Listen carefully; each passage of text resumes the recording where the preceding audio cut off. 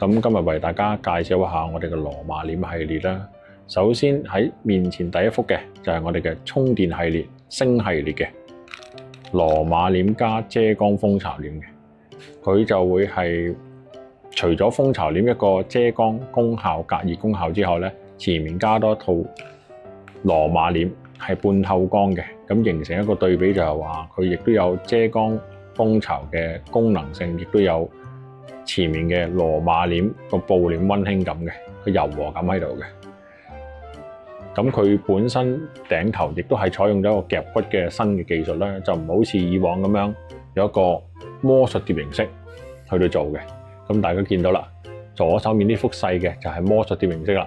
咁平整度係完全兩回事嚟嘅，亦都有好大嘅分別啦。咁車線嘅始終都會係平整度會有彎彎曲曲嘅問題。但係夾骨嘅情況下咧，就冇咗呢樣嘢嘅。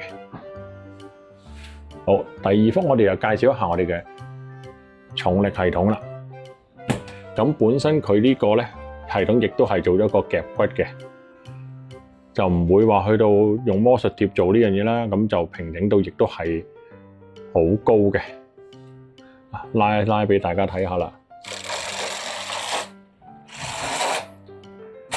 單手拉亦都係完全冇問題嘅，佢適合於一啲比較闊身同埋重型少少嘅呢個支架，亦都可以做得到單手嘅控制拉嗰樣嘢。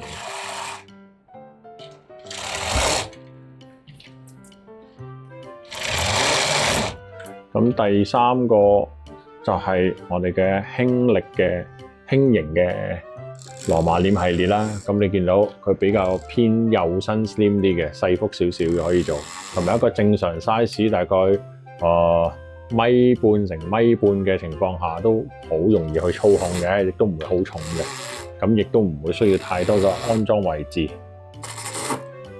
今日就為大家介紹係呢三款羅馬簾系列啦。最後提一下，萬利簾已經將所有合適嘅布料整合為一本色板嘅，去方便大家去選購啦。咁如果有需要嘅話，你哋可以同我哋客戶服務部聯絡，去索取呢個色板嘅。多謝大家收睇嘅。